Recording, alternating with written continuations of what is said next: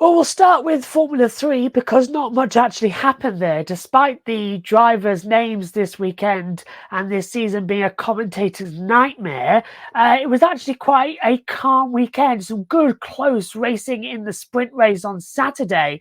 Arvid Lindblad taking the race victory. The young British driver led dominantly, about over 5 seconds he won the race by.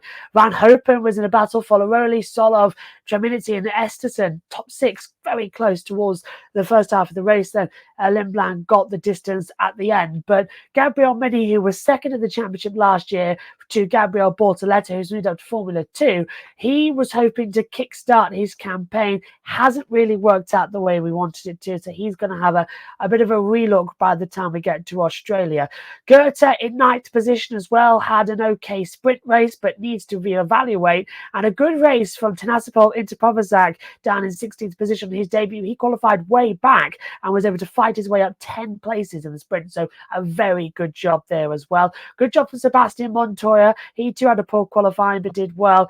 On the second page, as we'll go through as well, Sophia Flörsch in the sprint race kept up her record of never losing a position from when she's qualified on the opening race of a weekend.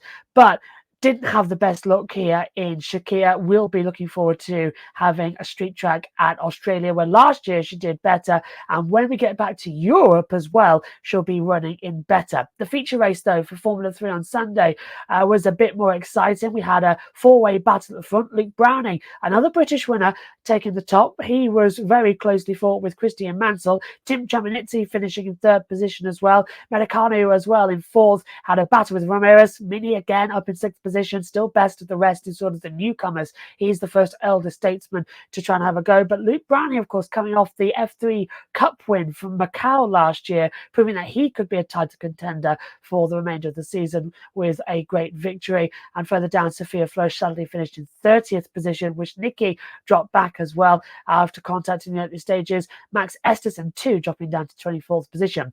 But it was Formula 2 that was the really big one coming in as well. It was the first weekend with the new generation of cars, and boy did they deliver. The sprint race saw no pit stops, but did show us that these new cars, A, can overtake, and B, the DRS, even though it looks weird with a rear wing, was absolutely fantastic. Zane Maloney taking victory in the sprint race after starting from pole position, was closely followed with Jack Crawford and Pepe Marti as well. Isaac Hadjar to fourth position. Paul Aron, now no longer part of the Mercedes Driver Academy, he was up in fifth position. Gabriel Bortoleto on debut, the F3 champion from last year, was in sixth. And then further down as position as well, Raito Mayata, the Japanese driver with the Toyota Gazoo Racing sponsorship as well, impressed throughout the weekend and completing out the top 10. That first race was Richard for sure. Martins dropped out. Correa did okay. And look at the big one we were looking for, Andrea Kimi Antonelli. He finished in 14th place in the sprint race, but compare that to his teammate Oliver Berman down in 16th place, the Primus, not having a good weekend at all. And that carried on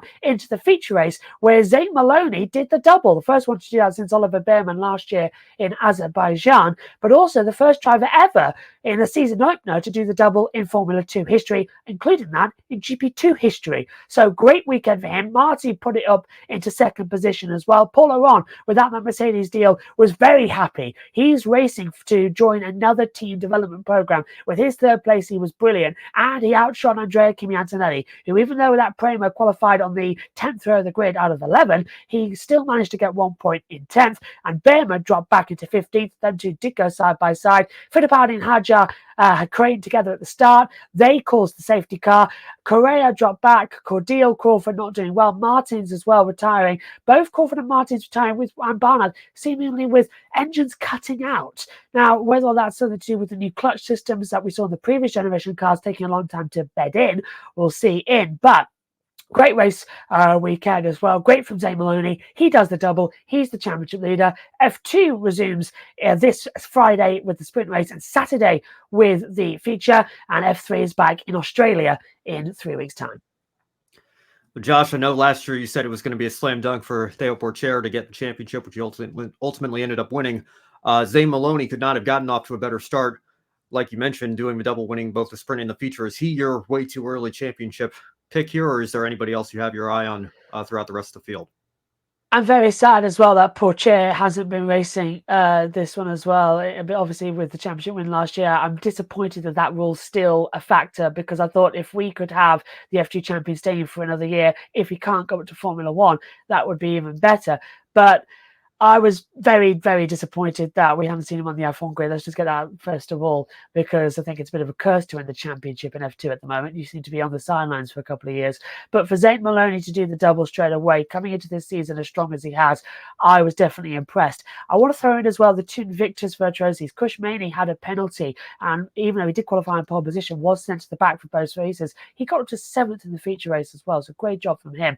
Watch out for those two Invictus cars. They could be a factor, but certainly going forward, I think we're going to see Zane Maloney, the Invictus, and maybe Paul Aron after his debut come in. And when the Premas get their act together, it's going to be really close. I'm thinking at least 5 drivers at the moment have a shot, but Zane Maloney 100% still at the top. And definitely with that victory early on, early money's definitely on him. Good to hear, and good to see Kane's Cats Heat 305, one of our newer regulars here. Jack, good evening to you as well, and shout out to Marty and Aron there from him as well. Josh, just before we move on here, I do want to ask a little bit about Jack Crawford. I know some American viewers might be keeping their eyes on him. He's been a highly rated young American in single-seaters for a couple of years now. He took second in a sprint race. The feature didn't go so well for him, though. What can you tell us about his weekend and what he should be looking at for his goals in 2024? Definitely he's up there, because second place in the sprint race with a very close fight to Maloney as well. He was on the back of him for a long while. Then he had to hold off to Marty as well. But the sprint, the feature didn't go as well, sorry, because of that stalling in the pit lane. It was a clutch issue trying to get away. It didn't work out for him. They couldn't refire the car then. And we were saying in the commentary, no, it's happened, no. And it was a bit unlikely that it would keep happening. So it's a blip with the new cars. Definitely think Crawford's going to be up there as well. He's one of my 5 sort of in the mix to keep in as well. If you add the 2 Invictus and then you add in Jay Kim Antonelli and Behrman in the mix, maybe that could be top 6 actually. But Crawford definitely is on the ride up. And of course, he's part of the Williams driver academy coming in, as well as Franco Colapinto. So there's definitely a couple of drivers that we have to keep our eye on, especially with Alexander Albon possibly either moving to Red Bull or Mercedes or wherever anybody ends up next year. Williams will be looking for their driver academy to take them up. To have 2 American drivers alongside Sargent, and then taking Crawford in would be fantastic. And then Colapinto could be around in the mix as well. So there's definitely a lot to keep your eye on in Formula 2 this year. In fact, I would say after what we saw in Bahrain Formula 1, Formula 2 is the series you absolutely have to keep your eyes on going forward, because it will be shaping the grid for next year with 12 drivers in F1 out of pocket. And one more comment here from Mouse Evil saying Antonelli in the midfield. I think a bit of a surprise for a lot of people. His name's been floated out there with those Mercedes rumors. Of course, a lot of people very high on his talent and potential. I know you talked about him briefly, but just maybe one final word on his weekend. And like you mentioned, certainly not the results that some were expecting, but when you compare to his teammate, maybe still a solid result. Completely solid result. That Prema car was off the pace all weekend long. They couldn't find the right setup, and we saw exactly what Antonelli had, because he went side by side with Behrman in the feature race and out-dragged him in every opportunity. Antonelli's definitely shown pace. Don't forget, 4 years ago, he was in karts. Then he went straight into FRECA, and he's gone from FRECA straight up into Formula 2. He's completely missed Formula 3. So Toto Wolff, his manager, definitely trying to put as much emphasis and as much time as he can get, whether it's just a single season or 2 seasons in Formula 2. He will be in Formula 1 in the near future, possibly even replacing Lewis Hamilton. So he's got major pressure on him.